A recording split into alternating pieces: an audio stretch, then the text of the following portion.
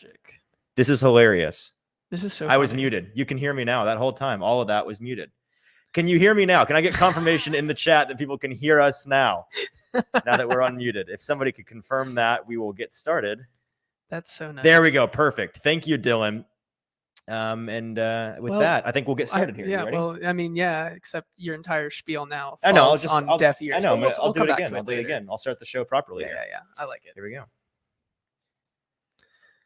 Welcome into the Hot Read Podcast live from Indianapolis, Indiana. We are here for the 2023 NFL Combine. My name is Easton Freeze, Director of Published Content here at BroadwaySportsMedia.com. We're also brought to you by the 440 Podcast Network, and I am joined in person for the first time in show history by producer JT. JT, how are you? I'm actually fantastic. We've had such the eventful day today, and it technically is not the first time we've ever been in person together.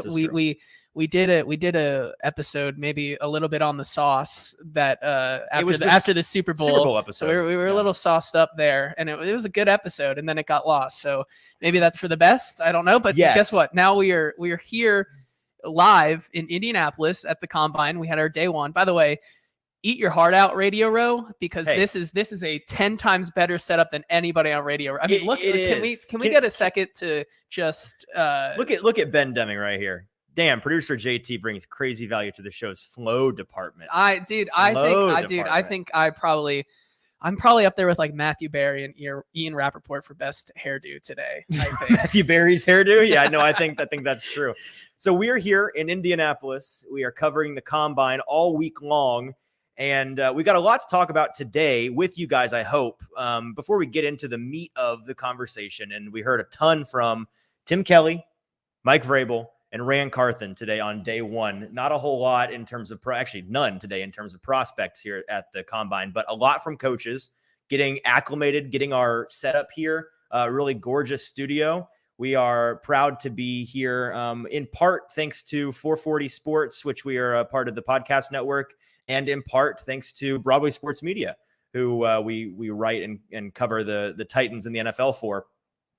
Before we get into the meat of things, if you are watching, thank you for being here. A couple of things I need you to do. If you could share this show wherever you're listening, on Twitter, YouTube, Facebook. Oh no, my microphone is falling. If you could share it and make sure anybody you think might be interested in watching the show can watch the show, please make sure you retweet, like, repost, whatever that may be. Text it to them, send them the link, and that would be much appreciated. We also want to hear from you. We want to interact with you guys on the show. So if you go to Broadway Sports Media on YouTube, the YouTube page, you'll find the live stream of this show, and you can interact in the chat function there on YouTube.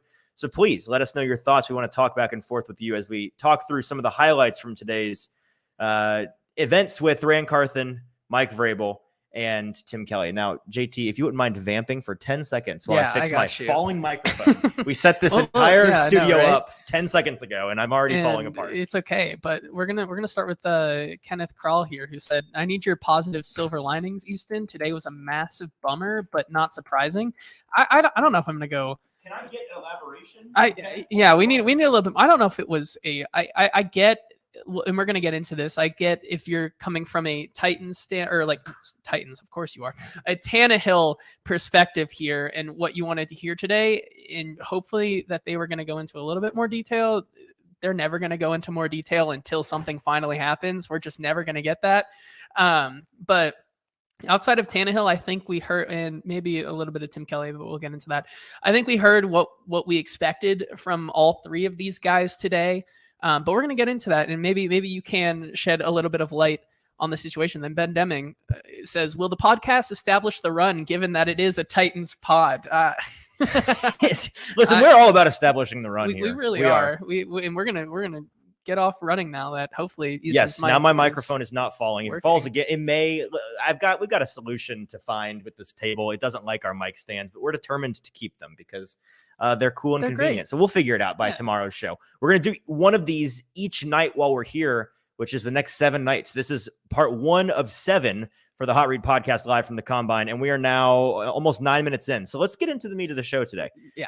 We got to speak with Rand Carthon at the podium He was there, and it was a big media frenzy. He then gave us local guys that are here a little bit of time on the side, and then we got to hear from Tim Kelly for the first time as the Titans' new offensive coordinator, as well as Mike Vrabel.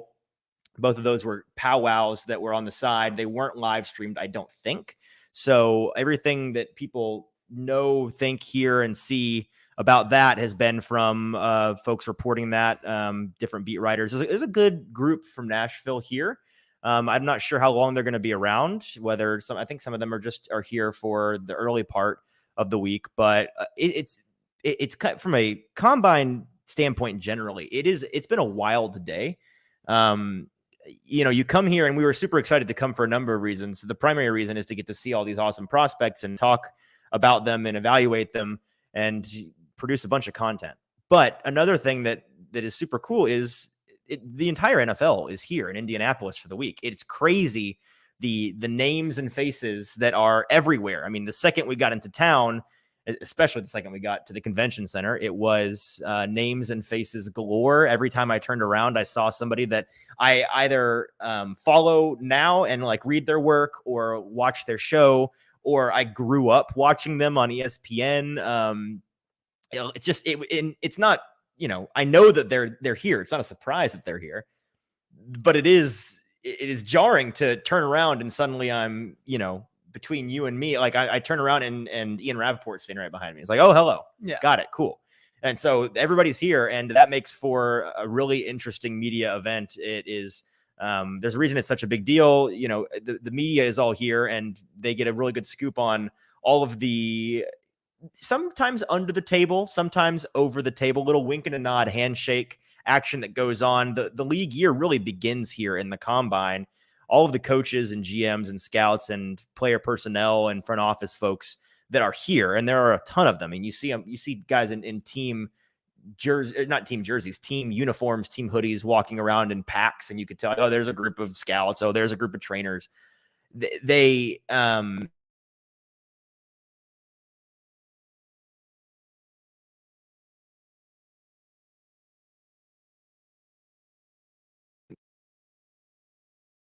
Radio Row is super cool. But I'm really excited to jump into talking about what we heard. And we've got 9 or 10 clips here from speaking to some Titans personnel, starting with Let's start with Carthon. Is that where we should begin? Yeah, I mean, that's where we started our day. That is, yeah. That was our first guy we got to talk to was Carthon. And Diesel said, "Have we seen Derek Carr yet?" No, he's supposed to be here, so maybe we'll run into him. That is what we were told. I know we ran into, the moment we stepped into the building, we ran right into Pete Carroll. Pete Carroll, yeah, walking away from his availability. He was walking away from his availability. We're walking into the building. All the fans who were like going into like their that's the thing. So there's so much all here at the same Yeah. place. You've got Radio Row right next door to. There's like an office for.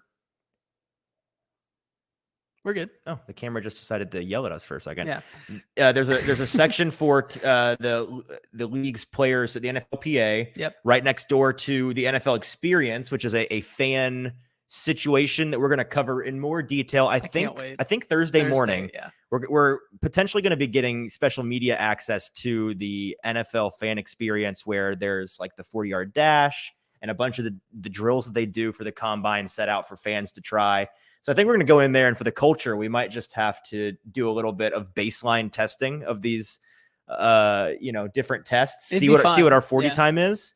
If somebody in the chat wants to put the over under on what my 40 time is, somebody throw the over under out there. We actually know this. We were talking about it last night because I ran a 40-yard dash at a Titans game, I think 4 years ago, before I was covering the NFL. Mm-hmm. In khaki shorts and tennis shoes where the soles were rubbed almost all the way down, so I had no grip. And I got a baseline there.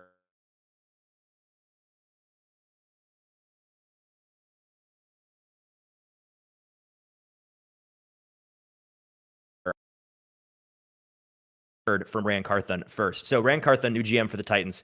He spoke today twice, once to the general media and then once to us in a powwow. And there were 3 main takeaways for me from what he said. I don't think there was anything wrong with what he said. I don't think there was anything all that revolutionary about what he said, however. And this first video was him generally speaking to how his time has been in about a month since he's been here in Nashville, getting acclimated, getting used to working very closely on a regular basis with Mike Vrabel. This was his answer to the question, how have he and Mike Vrabel been getting along? I lean on Mike a lot. Our offices are right next door to each other, and so I'm in there or he comes to my office. And again, this is his vision of the offense, defense, and special teams. I'm learning that, right? So the best person to learn that from is him. So I go to him, hey man, am I seeing this correct? I think this guy can do these things. And about, all right, what are we looking for in this? So I met with the assistant coaches from each position group and had them put together a 15 to 20 play highlight tape of what they're looking for in every single position. And when they're talking about hand use or, talking about specific moves, put examples on the tape so I can see. So I'm learning their language through that. And so again, whether it's with Mike, whether it's with Shane, whether it's with Tim or Alt, like we're spending time together so I can learn their language and see exactly what they're talking about when we're talking to players. The thing from that comment for me, JT, that stuck out more than, he's going to say he and Vrabel are getting along well. Things are going great. That is all obvious and fluff to me. There's an element to all of these press conferences, especially when you have media that isn't regularly talking to these guys. Like the national media wants to get their one very generic question in that we all know has been asked a long time ago. So you're going to get some of that. But he kind of went beyond the question there and started talking about part of the way that he started to, implement his process from a scouting standpoint. And it's still very early in the process, but him talking about how in order to get on the same page with his player personnel guys, as well as the coaching staff, him talking about how he's having coaches and some of his personnel guys put together reels of tape that best demonstrate what they want in their players, what in their position group, what they want each position on this team to look like in an ideal world. That's a really fantastic way to get on the same page in terms of, I'm the guy going out and getting these players for you. Let me know what you want. Instead of telling me, show me, right? And that's what they're doing. Yeah, I think that it was a peek behind the curtain of finally understanding what exactly collaboration looks like for this team after we've been talking about it a long time. We've talked about it for quite a while now, but I do think it's a really good idea, especially after what was just a debacle season, especially on the offensive side of the ball with Todd Downing. I think it's a step in the right direction in which when especially also from a talent evaluation, it's a breath of fresh air from former GM John Robinson. Yeah, no, it absolutely is. And it's something that we actually ended up asking. Somebody asked Mike Vrabel about it at his availability. And that was something that he mentioned as well, saying that's something they've been doing. It's been working well. And that's the best way to, I think, get on the same page on that front. So that comment was interesting. The next comment that I found interesting, he was inevitably asked about Jeffrey Simmons, star defensive tackle for the Titans. Will he or will he not remain? It's not really a secret at all. I was going to say not a well-kept secret, but it's not a secret at all that the Titans are going to do everything in their power to keep him around, as they should. And this is going to be the offseason where, barring something significant happening, he'll be getting, even though he's on contract for next year. So even if they sign him, when they sign him in this offseason, if anything, it might bring this year's cap number down a little bit. But what he's being paid next year is set. He's on the roster unless they were to trade him. There's no holding out or anything like that. However, he is eligible for his first big boy contract, his first non-rookie contract, and he's going to get paid handsomely. And that's something that Rand Carthon has been vocal about having high on his to-do list, high on his priority lists. And he's now being vocal about the fact that they are beginning that process and working to keep Jeffrey Simmons in town. Rand had this to say regarding Jeffrey Simmons and a special someone that really wants Jeff to stick around. Conversation went really well. Frank in the weight room has done a good job of letting me know when guys are around, because I'm still getting to know these guys. And so I make sure, if I know there are players in the building, I go down to the weight room, training room, or locker room where they are, just to introduce myself and let them know that my door is open if they want to have further conversation about anything, whatever it is, and they're more than welcome to come in. And Jeffrey was one of the guys that took the invite, and we sat and had a 20-minute 30-minute conversation, realized we had a lot of people in common. And so it was really a get to know each other and, break ground. But the first question I got when I got the job was from my 6-year-old son. And he asked if Jeffrey Simmons was going to be his boy, And so I had to ask Jeffrey if he wanted to be my 6-year-old son's boy. So Jeffrey's cool with it right now. I told my son, Jeffrey might not like you. So we'll see when we get there. But it was a great conversation, and he's a cool dude. I was disappointed. Be his boy. Yeah, well, I was disappointed that the follow-up question wasn't, what did Jeffrey say? Have you asked Jeffrey whether or not he's willing to be Ran Carthon's son's boy? Yeah. He should be. I got to see Ran Carthon. I got to briefly meet his sons and his family at the introductory press conference a couple weeks ago. Awesome kids. So I'd imagine the answer is probably yes. But this was not really a big news thing. It'll probably be treated like a news thing by a lot of the aggregating sites that just are looking for articles to put out there that are pretty, well, not pretty. They're just useless. They're fluff. It's just nonsense. Well, not nonsense, but it's stating the obvious in 300 words to meet your quota.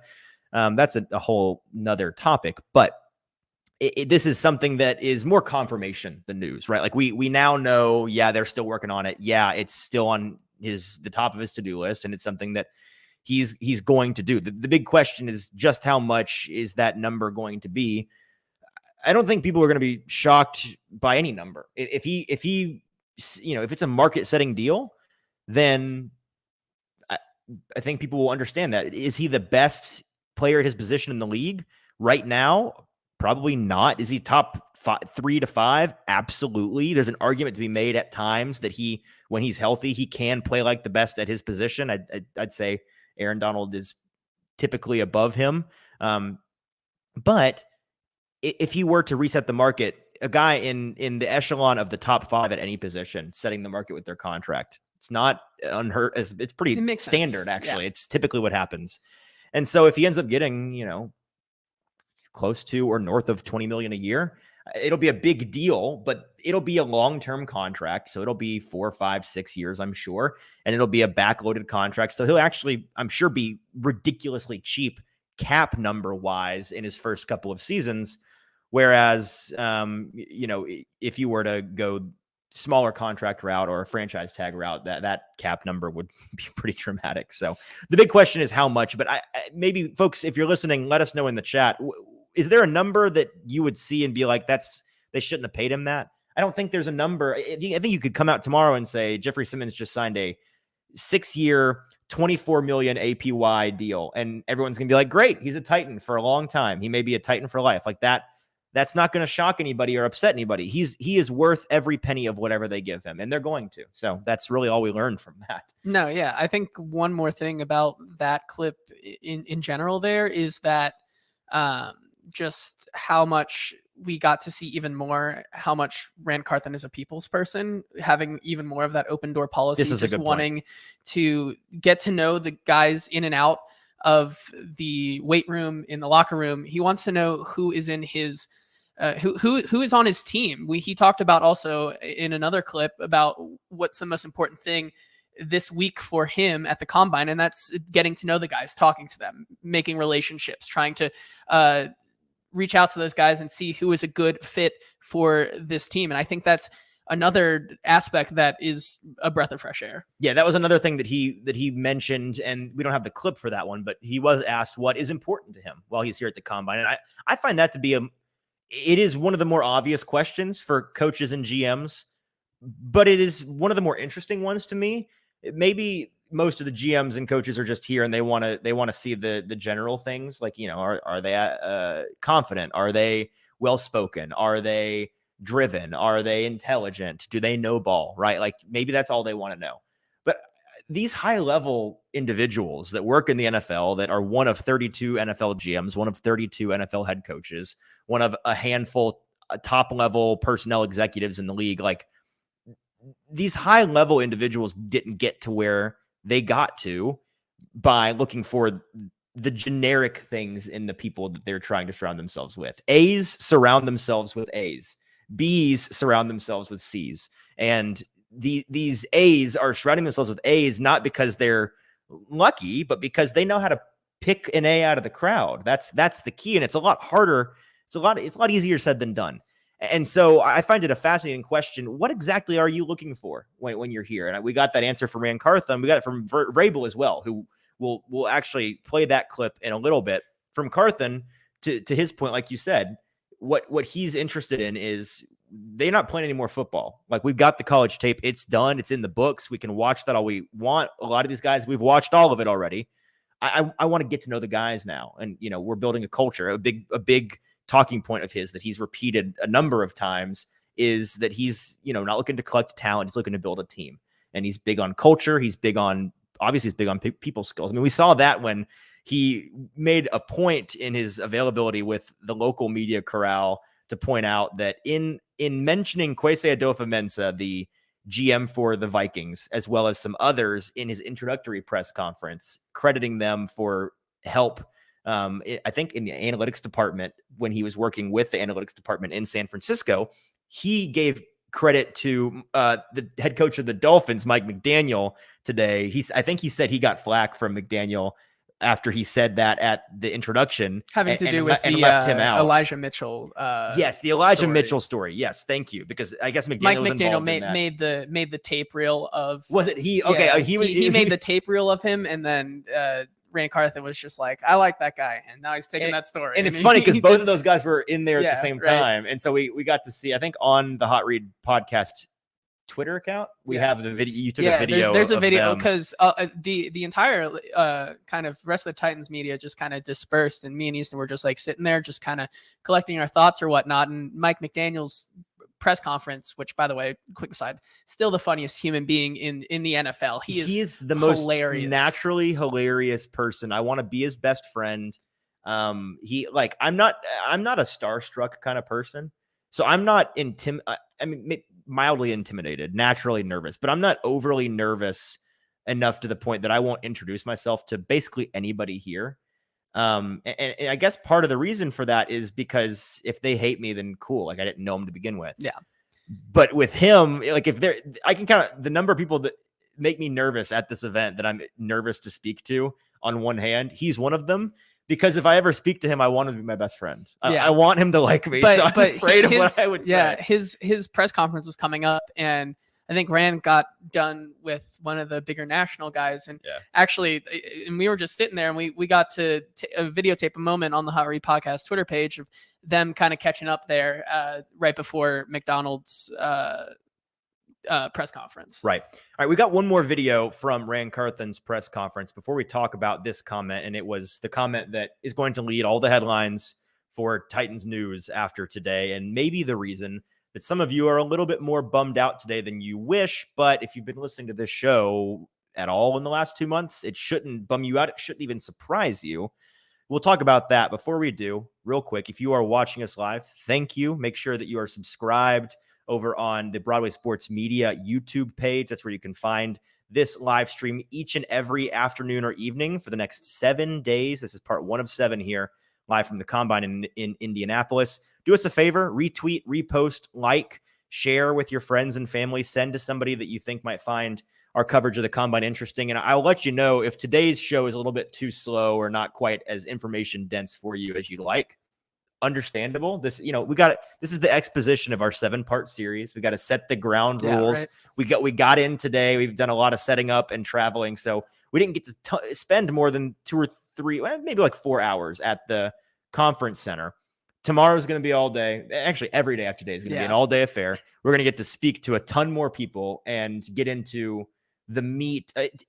Today's really not a Combine day. It wasn't. It was a Titans media field trip day. Yeah, and that's what a lot of the Titans guys said. We talked to a couple guys in the media who were like, "Are you guys going to be here all week?" And they're like, "No, we just came down for this, and then we're packing up, leaving tomorrow." Which, if you're not a draft sicko, I understand. Yeah. But since we're a Titans show and a draft show, we are staying, and we're interested in watching the testing and talking to prospects and everything. So the shows after this will be very different and also packed with information, inside information, thoughts, comments, things we heard throughout the day. Every note we take, we will talk about each evening or afternoon. So make sure to tune in every day. Make sure you're subscribed. Make sure to share with your friends, retweet. And then if last there's but not least, any prospects you guys want, if that you think Well, would and be that's- Titan specific, like that's what we're going to talk about reach out every with us. day. Yeah. But yeah, if you have prospects that you're wanting us to pay attention to or try to speak to, or get information on, let us know in the chat. We want to hear from you guys in the chat, your thoughts on all of these clips we're going through from today's Titans availability. So in the chat, let us know your thoughts, comments. We can chat back and forth with you if you go to the Broadway Sports Media YouTube page and interact with us there. And this clip here is going to be the biggest one that would probably get reactions. Yeah, so let's get into it. He was asked, Rand Carthon, during his national media availability today about Ryan Tannehill, because of course he was. And this was a question that he very gracefully and professionally avoided really answering. He gave a non-answer that I hadn't heard before, a clever spin on the classic non-answer during the offseason for player contracts. His non-answer, if you pay attention at the very end, he gives what sounds like a definitive answer on Ryan Tannehill, while in reality, it is not even remotely close to a real answer. Let's hear what Rand Carthon had to say about Ryan Tannehill as the future for the Titans at the quarterback position. Guys, I just want to speak freely for a moment. I know everybody wants to make a big deal, out of the quarterback position and whether he will or won't be here. But you guys just have to accept the fact that Ryan is under contract, for us. And right now he's a Titan and he will be a Titan. That last part right there, he is a Titan and he will be a Titan. Now, what does that mean? That last part, he will be a Titan, sounds definitive. I think we even saw Ian Rappaport, who spoke to Rand Carthon, I think separately, one-on-one on NFL Network. Mm-hmm. But we saw a clip shortly after he said this to us. I think he said something along the same lines as Ian Rappaport, and it was quasi-reported on Twitter, at least, by a lot of national media folks that it sure sounds like Ryan Tannehill is going to stay in Tennessee. Now, in reality, that statement is a fake definitive answer, because he will be a Titan until you trade him, or until the end of next season, or until the end of his contract, or until the end of the contract that you give him an extension for this offseason. Like, he will be. Until when? Until 9 p.m. tonight? We don't know. Yeah. We don't know. So that's not a real answer, but I do think it is further indication, and their messaging on this has been consistent. So props to the Titans for this, but it's yet another indication that the Titans are keeping the cards close to their vest. Maybe they surprise us. It's a very insular organization when it comes to their dirty laundry, their thoughts, plans, hopes, dreams, and desires. They keep things very tightly packed and behind closed doors. But all indications this offseason have been in lockstep. Ryan Tannehill is going to be the quarterback for the Titans for at least one more season. And on this show, we've been talking about how, yeah, of course he is. There is no perfect answer. There's a number of things the Titans could do at the quarterback position this season, but none of them are perfect. And I think the best choice for them in terms of getting this team rebooted and finding a new version of this team in a wise way that takes a not too long-term, but not too short-sighted approach is to give Ryan Tannehill an extension to lower his cap number for this one season, make yourself an out, and then after next year, reevaluate and probably try to move on. If you can't, then you continue to kick that can down the road. But he's going to be playing for the Titans next year is what it sounds like. We don't know for sure. We're not going to know for sure until we get to August. But right now, we have yet another reason to think he's going to stick around. Yeah, I mean, I think another angle at that right there, and I think Renegade's thingy here says that he said he'll be there, not that he will start. Who knows? I mean, Vrabel, that is what he said. Vrabel was throwing around. Vrabel in one of his questions said Tannehill, Malik Willis, or even Dobbs, and so he's just throwing out. It could be anyone. Well, Mike Vrabel, his approach to all of this, he already doesn't like talking to media. This is well known. He especially is not interested in, and I wouldn't be either. He's not interested in talking about players' contract situations in the offseason. He doesn't really care about their that. status with the team, whether they're going to be starters or not, and he knows so much can change. I mean, he talked last year around this time on national, Rich Eisen show and other national programs, AJ Brown, as long as I'm the coach of this team, AJ Brown is going to be a Titan. He has learned sometimes by his own mistakes. you got to be careful what you say. And this is another example of, him guarding his words, because a lot can change between now and August. And Diesel says, if Ryan's here and healthy, I can't imagine they wouldn't start him if he's healthy. That's right. I mean, that's basically the point there. He's better than the other two options. And even if you would cut him, it saves like 26, 27 million towards the cap this year, right? If you cut him. Well, there would be a significant dead cap charge, but I don't know. There would, but it's in the 20s, I believe. But the point of that is, and I overheard this talking to some other media members right after the press conference, is that like, even if you were to go cut him and try to you're not going to sign a Derek Carr or a Jimmy G or any of those guys for that cap hit. You're not going to sign him for 26 or 27 because you're not going to pay more money for a guy who's going to basically be the same thing as Ryan Tannehill. So why wouldn't you just let this next year ride? Because you don't want to pay any of those other guys more money. Yeah, so I believe with the potential out, it would be 18.8 million in dead cap, saving them roughly $18 million against the cap, which, not insignificant by any means. Yeah. But like you said, you're not going to have enough to sign any of those other guys. If you're getting a competent replacement, it's going to be a net loss. You have this money invested. You could go get like a Jacoby or Brissett or something, but I don't know. I don't think that's what they want to do. They definitely, I don't think they would have any interest in that. This is a situation where, and our buddy Zach Lyons over at stackingtheinbox.com, as well as Football and Other F Words here on the Broadway Sports Media Podcast Network, is constantly beating this drum of dead cap is like, you shouldn't consider dead cap nearly as heavily as many do when you're considering folks staying or leaving, because it is a sunk cost. It is something that is going to remain dead, whether they stay, go, trade, retire. Like, it is what it is, man. Yeah. And so that's the way that it is. Let's move on to Tim Kelly. That was very interesting. Yeah, and I found our availability in terms of interest today, it was Tim Kelly the most interesting. Yeah, purely surprising because he spent a good amount. Spent almost 20 minutes with us. He answered a ton of questions. This is the first time we've gotten to speak with him. I think it's the first time media has formally been able to speak with him at all with the Titans. Yeah. There may have been some times last year in the preseason, but his role has been in the dark for most of his time with the Titans, and he himself has not really been out in front because he's been this vague analyst title behind the scenes. Yeah. Now, as the offensive coordinator, he steps out into the spotlight, and we got to speak with him about his vision for the team, his thoughts on last season.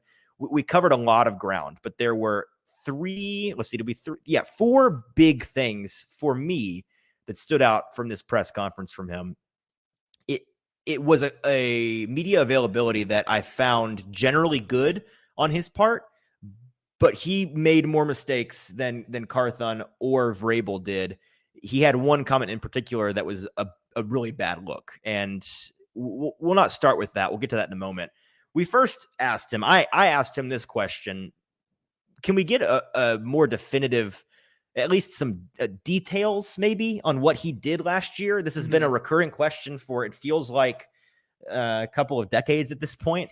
What is it exactly that you do here, or I guess did here? Because now we know what he does. He coordinates the offense. Last year, how involved were you in that dumpster fire? I asked him about this, and here's what he had to say. For any details on just how involved you were last year, and if there were any things that, from like a grand philosophy standpoint, the team did offensively that if you were in charge, you would have done, or maybe now will do a little differently. I'll talk about kind of what my schedule, if you want to get into that last year and how I was involved. Early on in the week, I'd make sure that I give everything I could to Todd in terms of information on the opponent. So when he gets into the office on Monday after calling a game, he's got an idea as to what to expect when he turns on the film. So from there, was involved with being able to come up with some of the pass game ideas, and then along with some of the third down and red area ideas. So, last year for me, I was here to try and serve those guys and give any of those guys on that staff anything they asked for, whether it was me, running around like whatever you want to call me, during the scout teams and trying to give the best look I could to those guys and just really trying to do anything I could to help us win. Now, you can call it a cop-out well, not a cop out, I suppose. You can call it wishful thinking, but to me, that reads as I didn't really do anything. How did it read? Here's what it reads like to me, to elaborate, and I want to hear your thoughts on this. But to me, that reads like I was an idea guy. My role was kind of fluid. In practices, I helped with the tight ends. And then behind the scenes, in terms of a game plan standpoint, which is what I'm more interested in, how well can you coordinate since it's your number one priority? What did you do? And it sounds like he just came up with ideas and took them to Todd Downing and Mike Vrabel. And then they did with those ideas what they wanted. And it kind of sounds like they didn't maybe utilize them a whole lot. I'll tell you this much. Yeah. We found out he was apparently, according to Vrabel and his availability a couple weeks ago when they hired Todd Downing, he was responsible for first and second down passing play design. And the Titans was so much better than, if you look at the stats, so much better than their third down passing. It was, but also they never passed the ball first and second down. Which kind of goes hand in hand there. So if that's any indication of how much they were using his ideas, if Todd Downing wasn't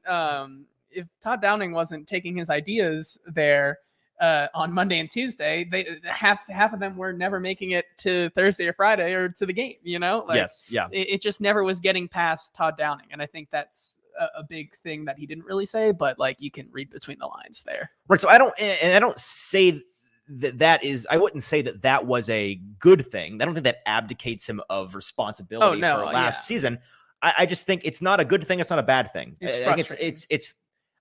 I'd imagine if we could give him truth serum, he would probably say that there were times where he was really frustrated last season. I mean, everyone I'm sure on the team was frustrated, but he in particular was probably frustrated a bit due to how much he's a guy that, I'll tell you this, when he was hired by the Titans, he was a guy that already in his NFL career was at the level where he absolutely, I mean, he'd already been a coordinator briefly. He could be a coordinator and lead the show on that side of on a side of the ball.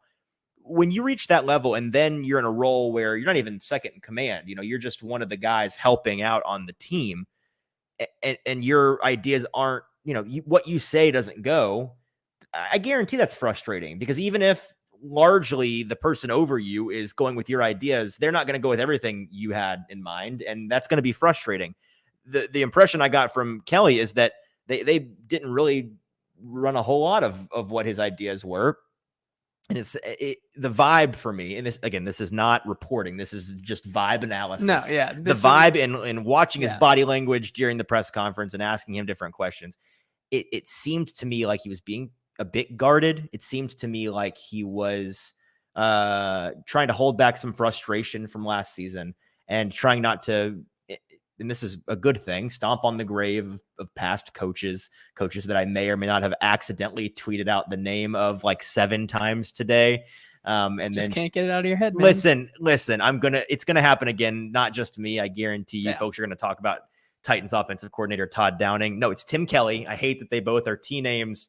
And Todd Downing is happily at home in New York now. So apparently they are very happy to have him, by the way. That was an interesting clip from PK. PK Paul Karski was here in time to catch, actually, I think, ask a question of Jets GM Shane. Is it Shane? I think it's Shane. This is his last name.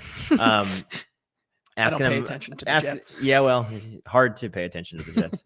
Asking him about the hires, the Titans hires up there on the coaching staff, and he just was ranting and raving about how excited he was to have such a great guy in Todd Downing. And I don't know Todd Downing personally. I'm not saying he's not a great guy, but it was a funny moment. That's all I'll say. It's a funny moment. However, the moment of everyone today, that was quite.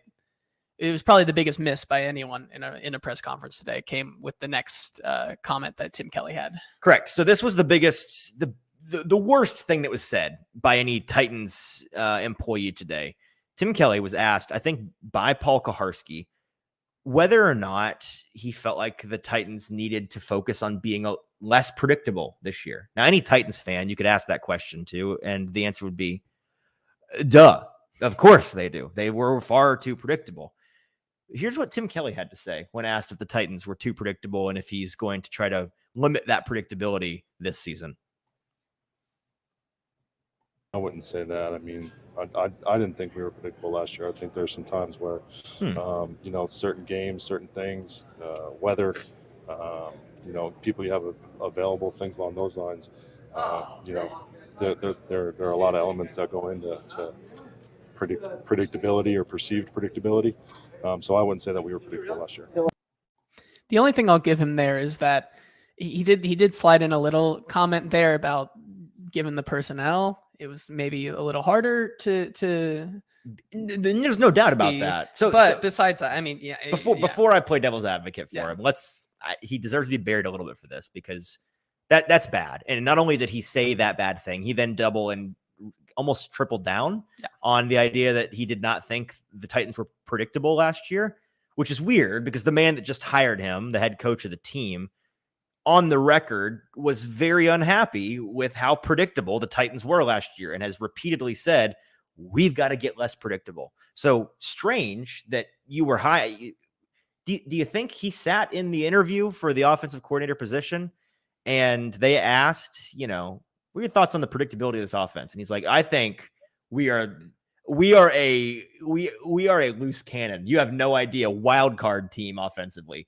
I think we're going to just keep it up. Same level. And we were this wild and unpredictable. Right? We're staying right here. And you know what? Was that his answer? His answer should have been what Dorito Lover 101, which by the way, great name, just said, just give Chig the ball and become unpredictable. That's and right. I totally ungovernable. I totally agree. Well, that is an actual, whether he says it or not, whether he thinks it or not. And it's something that should happen. Yeah. While we have him on that truth serum, let's ask him that question again. Because I guarantee you're getting a different answer. I don't think he actually believes that. Yeah. He's not a dumb person. Mike Vrabel wouldn't hire somebody that actually believes that. But the question is, why is he saying that? And it's not a good look to say that. It's not a good look to triple down on it like he did. So that was bad. And it's something that is at best a white lie. And he's a little coach speak action. At worst, I guess he's delusional, but I don't think he seems like a normal, well-adjusted person who's knows ball. So that's going to be something. But I think that he probably shares Vrabel's sentiment, and this has been Vrabel's MO as long as he's been the coach of the Titans. Not resorting first to blaming players, but not being afraid to say, "Hey, listen." As coaches, we can only do so much. From a game plan standpoint, we can only do so much. And especially when we're as injury riddled as we've been and have very limited quantity of players to choose from and utilize and a pool of players that are limited individually. They're not the stars that we signed up for. Those guys that were long hurt or have long been hurt. It limits what we can do. We can't be unpredictable with Jeff Swaim on the field. We just there, and to his defense, to Todd Downing's defense, to everybody's defense. Yes, it is impossible to be as unpredictable as you should be in the NFL with pieces like Jeff Swaim on your roster, with pieces like Dennis Daly on your roster starting. That's not something that you can do because those players aren't the kind of player that ran Carthon and Mike Vrabel, and we don't have that clip here ready pulled, but they were talking for pretty much the whole day, JT, and this seems to be a theme of their offseason, a theme that I think Ran Carthon is bringing over from the 49ers wisely. We've got to build a team that can kind of play positionless basketball a little bit. We're bringing it to football, man. We want guys like George Kittle, like Deebo Samuel, like Christian McCaffrey, really the identity of that Niners organization. And it was something that I think the Titans built their identity around a little bit with some of their past players. But in general, I think it's a little bit of a 180 philosophy shift for the Titans because in recent years, in large part, and you correct me if you think I'm wrong, but in large part, their identity has been, we're going to be a team that is an off the bus team. We're going to get off the bus, be bigger, stronger, scarier looking than you.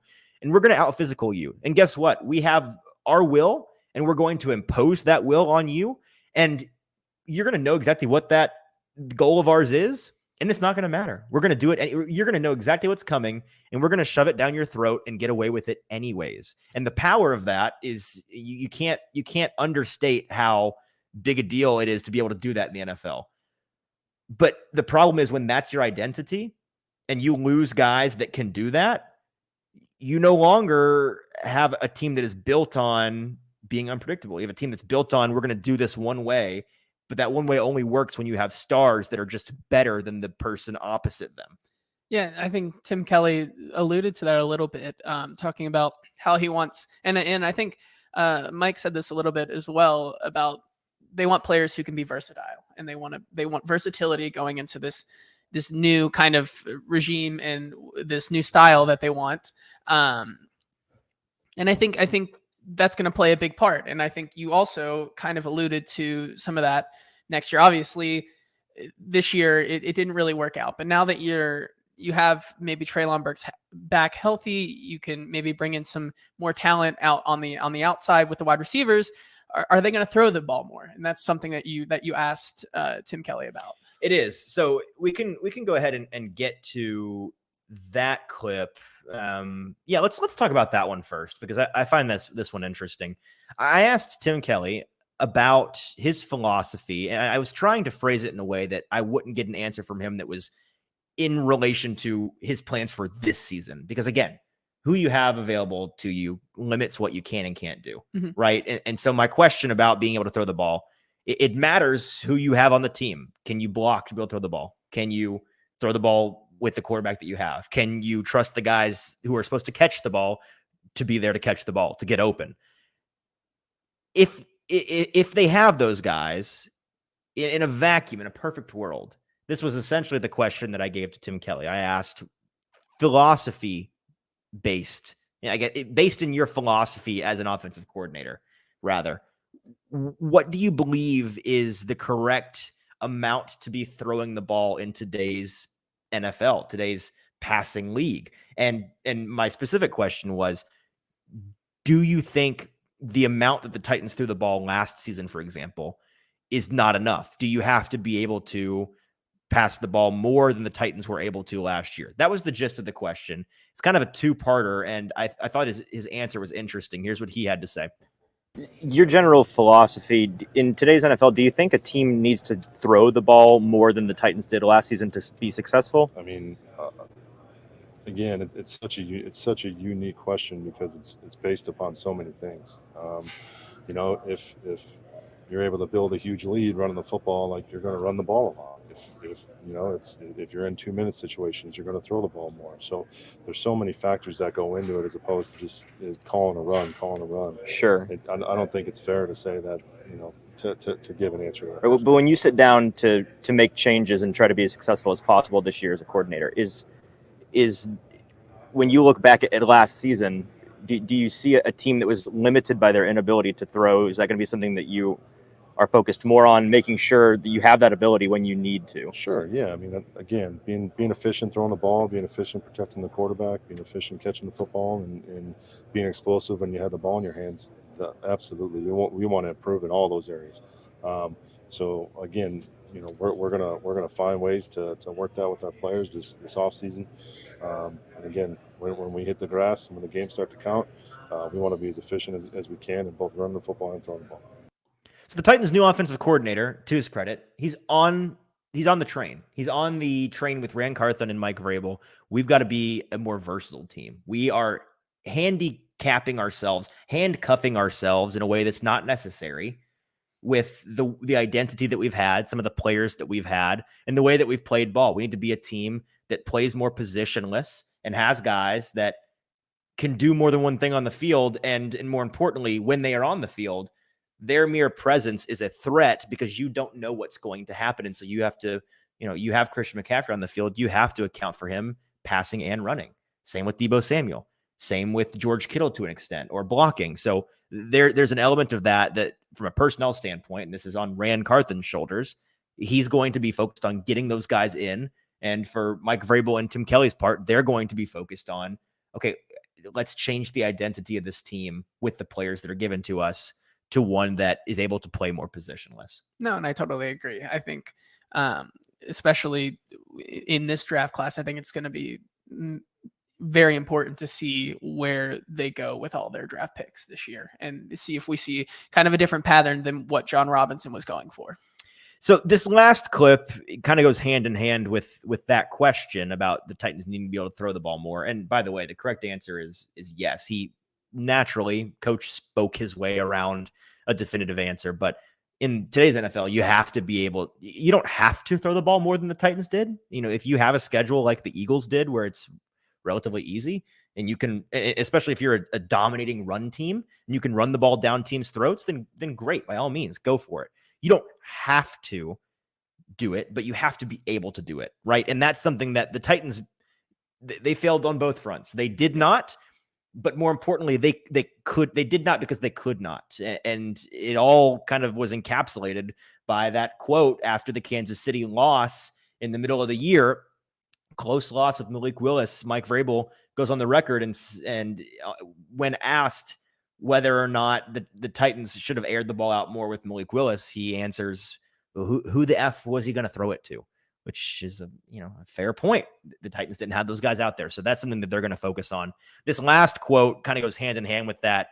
He spoke to Titans' new offensive coordinator, Tim Kelly, spoke to looking for versatility, focusing in on planning this team around having versatility. Here's what he had to say on that topic. One of the things that we want to do as an offense is we want to be versatile. So whether it ends up being multiple personnel groupings, multiple formations, playing in multiple tempos, just doing things to try to keep people off balance. So, that's what we're going to look to do moving forward. We want to put our guys in the best position possible. By the way, shout out Nick Suss there, our guy Nick Suss over the Tennessean in the background of all of these clips. Gorgeous hair, gorgeous tie, right? Looking good. I think he was the best, one of the best dressed guys out of us. There was a couple of us who didn't come to play today, especially. It's a Tuesday travel day. Yeah, exactly. It's a Tuesday at the Combine. But friend of the show, Teron Davenport, caught the smoke from Mike Vrabel. Well, I mean, if you follow the Titans at all, you know that TD and credit to him. He sets a high bar for himself with his fashion. He comes correct 9 times out of 10. Yeah. It happened to be one of those days, off season, it's a travel day. casual travel Tuesday, and he wasn't dressed poorly. He was dressed like he just had an athletic jacket on and some jeans or khakis or something. But Vrabel, the problem was Vrabel was not in his classic vest. He was in a jacket for one reason or another. He was in a button suit down and jacket. And so it started with Teron complimenting Vrabel, saying, "Hey, looking good. Like, ditch the vest for the jacket today, coach. Looking good." And Vrabel's just like, I thank you, Teron, and I expected better from you, which we were all thinking it, but he didn't have to do Teron like that out of the gate, because that was, "Hey guys, how's everybody going? Everybody doing? Teron, what are you wearing?" was essentially the vibe. So. But yeah, that is just another example of, and I don't want to beat this into the ground, so we'll move on to what Mike Vrabel had to say today. But just yet another example of the Titans this season. We've got 2 themes, big themes from them. Now we've got, the first one, collaboration. Thank you. Everybody at home should have said in unison, collaboration. Can you spell collaboration? And their second theme now is, it's not as easy a word as you thought about it for a second. I had to. Gun to your head. The answer is yes, you could spell it. Yeah, but if I told you needed to for be sure, culture, I was doing it for the show. I was acting. Oh, you think you for sure can spell it? Yeah, we're not gonna do it right now. I'm not gonna ask you to. No. But you're that confident? Yeah, I am pretty confident. All right, let's move on. We'll move on. What's the second one? Thanks for keeping me on track here. I got you. The second theme is versatility. It is changing the identity, and this is not something that should go under the rug. This is a big deal, because really this Titans team, their identity has been that bully ball, that will imposing team. And I don't know if they think you can't be that in the NFL anymore, or whether or not, I think it's more along the lines of they just don't have the guys to do that anymore. Mm-hmm. And in today's passing league, they have to evolve. So that's what they're looking to do. We've got 3 clips now from Mike Vrabel, and we're going to wrap the show up here in just a moment. But we've got these 3 clips to get to, and then we'll very briefly let you know what there is to look forward to for tomorrow's show, which will be totally different, not Titans focused necessarily, Titans adjacent, as we look at and speak to a number of guys that the Titans may be looking to draft in the first, second, third round. A lot of those guys are here. We'll get to speak to them and maybe talk to some other media folks. We'll have a guest or 2 on the show by the end of the week. But Vrabel had 3 things to say in his availability to us that I found the most interesting. The first was and this is the question I was talking about earlier, JT. For you, Mike Vrabel, what specifically do you look for when you speak to and meet the person? You know, we watch the player and we get an idea of the prospect on tape, but when he gets to meet the person, and for a guy like Vrabel, I think him more than the average coach, you can tell it matters to him building. I mean, he's a big culture guy. Yep. It matters to him not having 8-4 guys. He don't want any 8-4 guys. He doesn't want, bad attitude guys. He wants guys that are selfless, team guys, kind of old school football in that way. And that part works even in today's NFL. It's selfless, hardworking leaders that are willing to do anything and everything for the team's success. So I know when he goes into that room, he's not taking it lightly. He's not checking his watch, trying to get out of the room. He's trying to get to the bottom of these individuals. And so I asked him, what is it that you, Mike Vrabel, are looking for in these prospects? Here's what he had to say. Time of year when you're meeting with prospects, there are the obvious things that you're looking for: communication skills, intelligence, confidence. But are there certain things in particular that you're looking for that may not be as obvious when you get to sit down with a guy? All I'm looking for is authenticity. I don't want somebody that their agent thought we wanted to talk to, or somebody that someone said they should be. Who is that player going to be in the middle of the season when they feel like shit and maybe things aren't going great? Just looking for who that person is, and is there a willingness to learn? Is there a willingness to put the team first and do whatever's asked of them? That's something that is it's a good answer. Yeah, I think so. It's not shocking at all that's because Vrabel he's the kind of guy that the Vrabel you get, not 100%, but generally speaking, I think the Vrabel you get in any public availability of his is mostly just Mike Vrabel. He puts on a nice face when he has to do a national media hit. He puts on an annoyed face, which is he's truly annoyed when he has to speak to the local media. And I can't blame him for that. I really can't. Because sometimes, especially in the offseason, there are some, not dumb questions, but there's nothing to talk about. And the league literally forces him to do it. He's paid pretty nicely. He can handle it. But you get what you see with Mike Vrabel, and it doesn't shock me at all that that's something that he finds important in his players. No, I think so. I think this is probably a bigger week for him. I think we came into the week. There's a lot of people around the NFL saying, well, what are coaches' roles? What are GM's roles? They're kind of going away with the combine. At the combine. But I think Vrabel. I mean, the Rams don't send anybody. The Rams didn't send anybody. The Jets coach isn't here. Right. The Niners just sent their GM. Yeah, they just sent their GM. So some coaches think it's a bunch of bunk, but some coaches. But I think Vrabel takes it very seriously, and I think it's a big part of what goes into his team and his culture. Right, and I can understand those coaches that think this is worthless to them.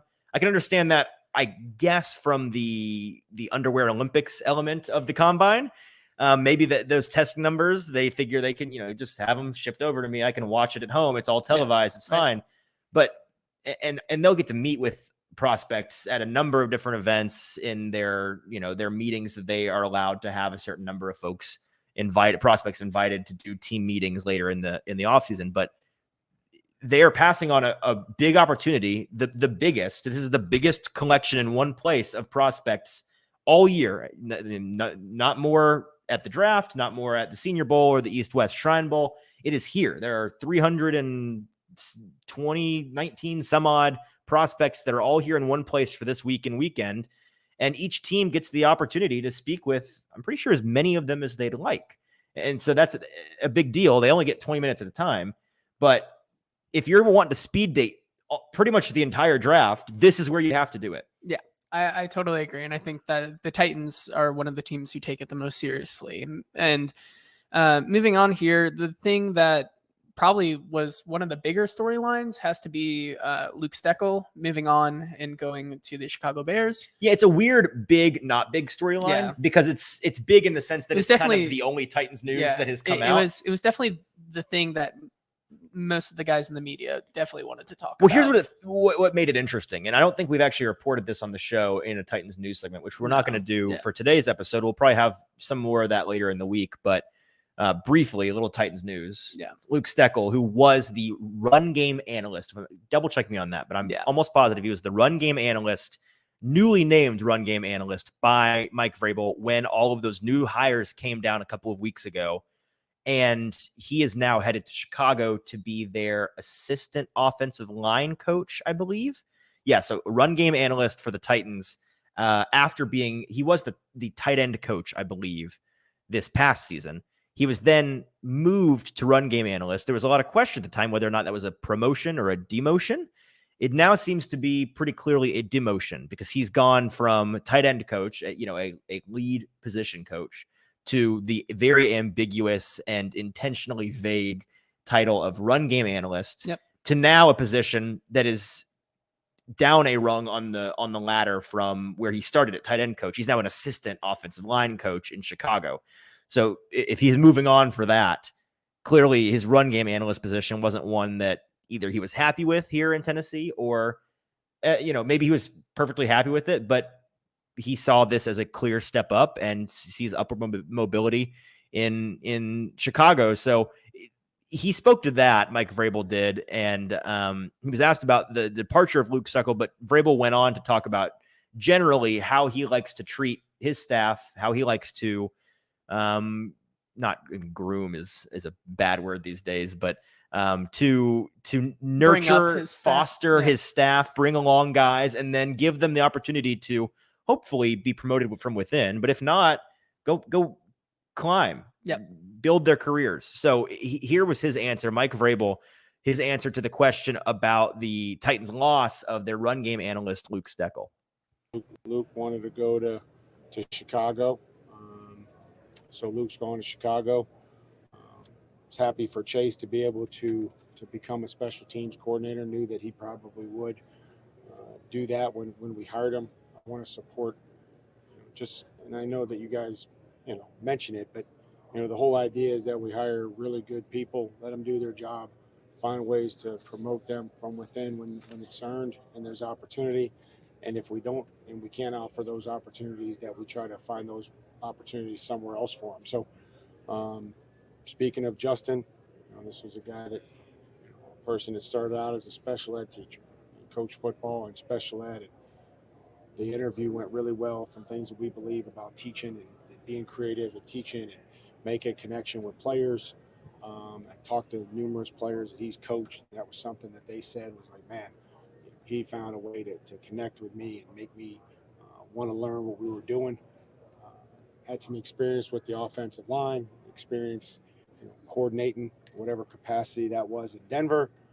Called the last 2 games out there. Good football coach, good teacher. Told him, coming in, this was the spot that we had open. We had a running back spot. This is what the vision I had. He turned down some other opportunities, and I'm really, excited. I didn't know Timmy and Charles, and, everybody over there on the offensive staff is excited. We forgot to preface the Justin he's referring to there at the end. That's Justin Otten.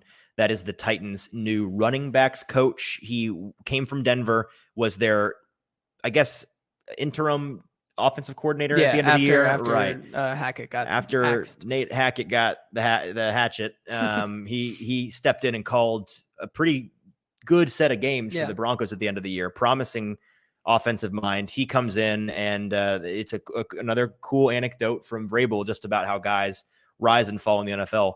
This last clip from Vrabel, and this one was the most interesting thing that I thought we heard from him today. Me too. I thought this was probably my favorite clip from him today. And really the reason why it's so interesting is because it gets, once again, it's another question that gets to the heart of the Titans, not identity crisis, but what they're thinking in terms of an identity shift in that front office, in that building. Vrabel was asked about, and I believe it was Paul Kaharski who asked this question. He's been doing this a long time. He's good at asking good questions. He asked whether or not the Titans, who for a long time have had an MO of drafting guys that are big, especially weapons. Their favorite receiver is a big receiver. I mean, the A.J. Browns, Corey Davises, Traylon Burks, those are their guys. And big is awesome in the NFL. Also awesome in the NFL, being fast. Yep.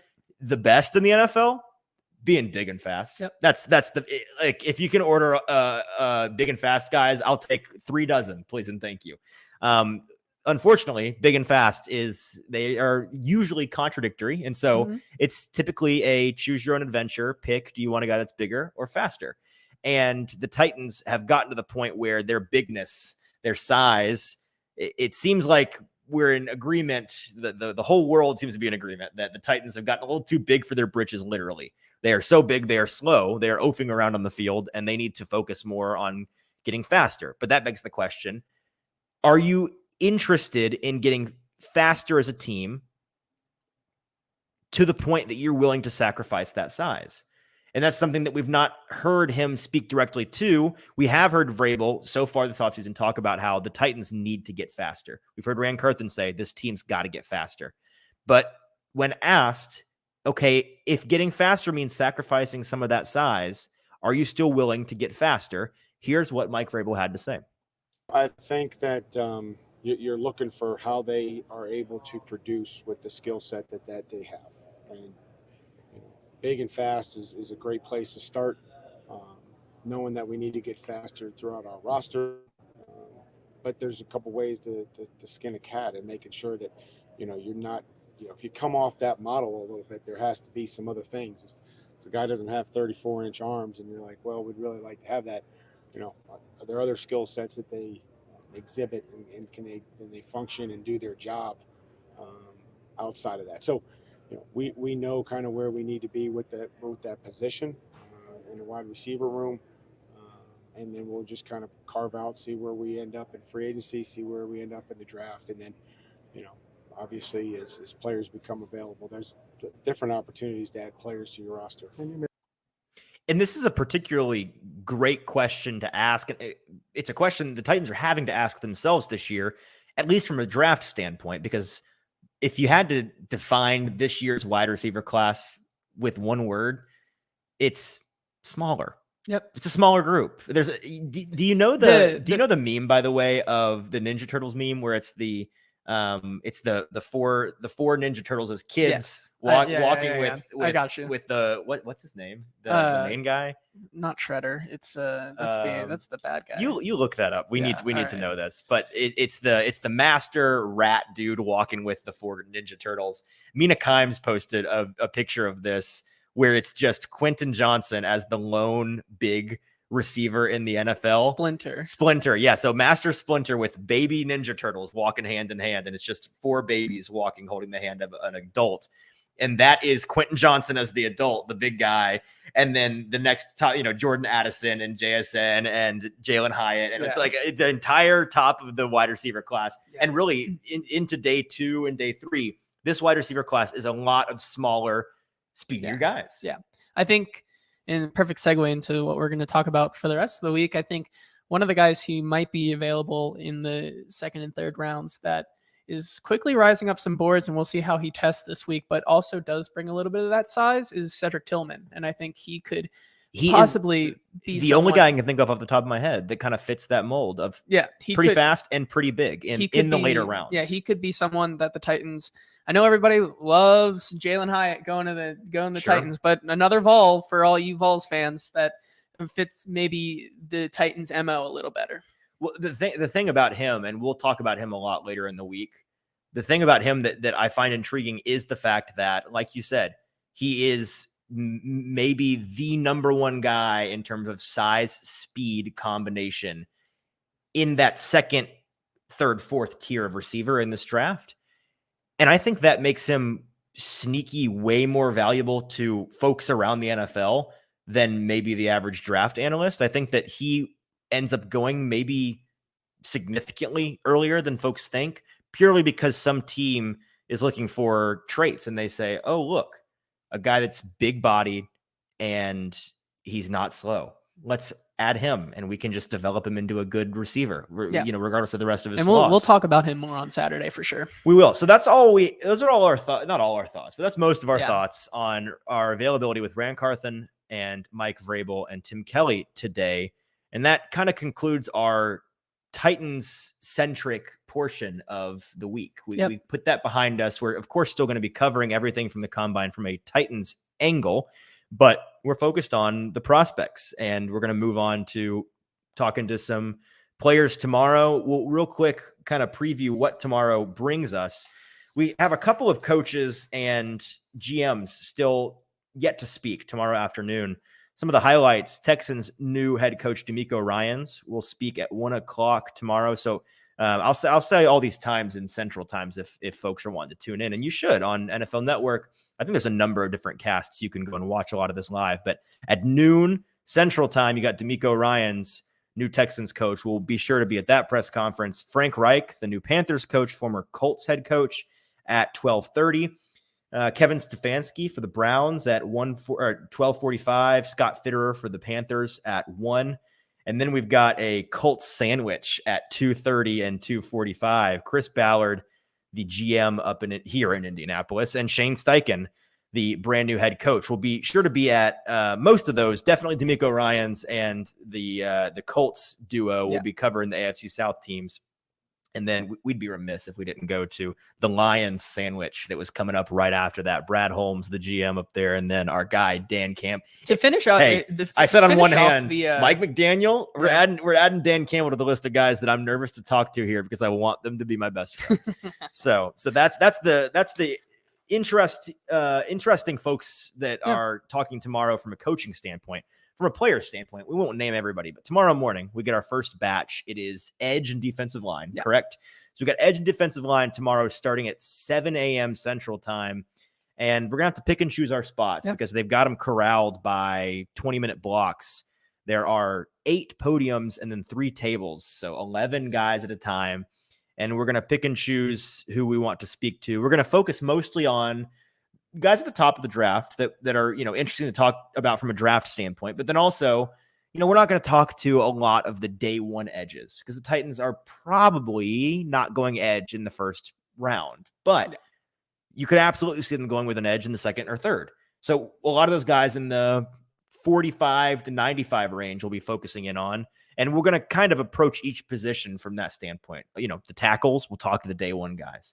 Receivers, we'll talk to the day one guys. We'll talk to the day 2 and 3 guys. We're not going to talk to the day one safeties. We'll talk to probably all the cornerbacks because they're going to take a cornerback in the draft somewhere. You just know that they are. It's too talented a group.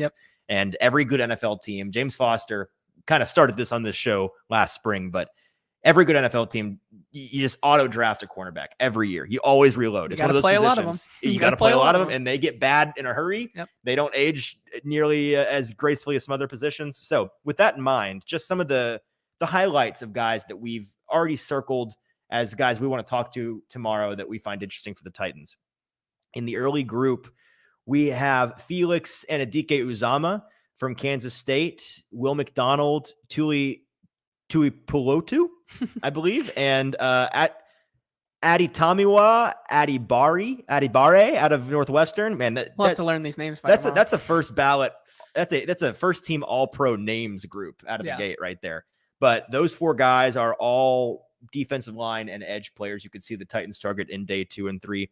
Keon White, Ali Gay, Isaiah McGuire, Byron Young, Lucas Van Ness. That's my favorite sneaky. Well, and that's the one first round guy that we're going to pay attention to. One, because from a traits perspective, he's a Titans guy. He's a Mike Vrabel guy. So if they were to break the mold and for some, maybe they stick with NPF as their right tackle, and they're, you never know, they could go address left tackle in free agency, and then suddenly. We keep talking about Paris Johnson Jr., baby. Well, run that card in right now. It is February 28th, but we are running the card up for Paris Johnson Jr. Yeah. That entire narrative could turn on its head in a matter of minutes this offseason if they were to go make a splash signing for their left tackle. So there's a chance that they go, wide receiver with the first round pick. I think there's a decent chance with how good these top end edge players are. There's a chance they go edge out of the gate, and Lucas Van Ness could be one of those guys. Yeah. We've also got Byron Young out of Tennessee, who I'm told could test really, really well and raise his stock as a early day 2 guy. Zach Harrison, a number of other big names. We'll just kind of skim the list here. Will Anderson also speaks tomorrow. Any other names here that you're seeing that really stick out to you? BJ Ojolari, Henry To'oTo'o, DeMarvia and Overshone. We'll talk to Derek Hall. We'll definitely talk to. That could be a day 2 guy.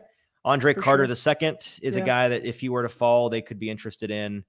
Tyrus Wheat and Noah Taylor, they could be interested in later days. Brian Breesy is one that we're really intrigued by. He and Keanu Benton are in the same group tomorrow afternoon or tomorrow late morning. Yeah. Jalen Carter also speaking tomorrow, and Cam Young out of Mississippi State. That just skimming the list here. Those are the guys that really stick out to me. A lot of interesting guys tomorrow. A lot of interesting guys from that group. We'll have all of those guys to talk about tomorrow on tomorrow's show tomorrow afternoon. We don't know an exact time. I think as we get a feel for the way that the schedule is going to work while we're here, we'll probably settle on a time starting tomorrow that we'll be doing the live show every day. But if you tuned in, really appreciate you tuning in. I know kind of a scatterbrained episode, weird for the Combine, but this is part 1 of our live Combine series. The next 7 days, we got a live show every single day. If you want to check it out or send it to somebody after it's live, we'll have the show out every morning, the morning after the afternoon of recording. It'll be out on YouTube in video form, as well as on the podcast feed, the Hot Read podcast. Make sure to check us out. When you go to listen to the podcast, please make sure that you're subscribed.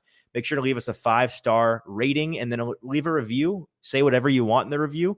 We will be happy to shout you out on the show. We will read verbatim what you say, whatever it is. So please leave us a review and we will shout you out on the show.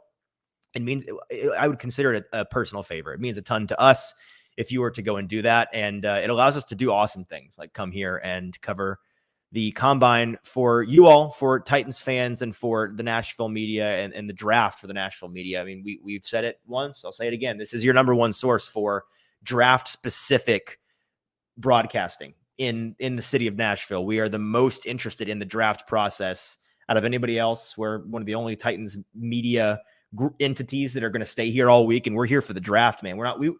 It was dessert today getting to talk to Carthon and Kelly and Vrabel, but we're here to do what we're going to do for the next 6 days. So super jacked about that. Thanks for tuning in. Again, make sure to be back with us tomorrow afternoon and bring a friend or two. Tell them about it. Tell them, hey, 2 guys covering the Combine. If you want us to talk to certain prospects, you have until tomorrow morning to hit us up via DM on Twitter or in the replies to our tweets. Let us know who you want us to key in on. Again, tomorrow, defensive line and edge players will be available. A lot of awesome stuff coming down the pike. Until then, I think we'll go get some dinner. We've been going nonstop all day. I'll go grab a beer. Let's go. Let's go grab a drink. Until then, I'm your host, Easton Freeze, for the Hot Read podcast and producer JT. We will be back with you tomorrow afternoon here live from Indianapolis at the 2023 NFL Combine. Have a great rest of your evening.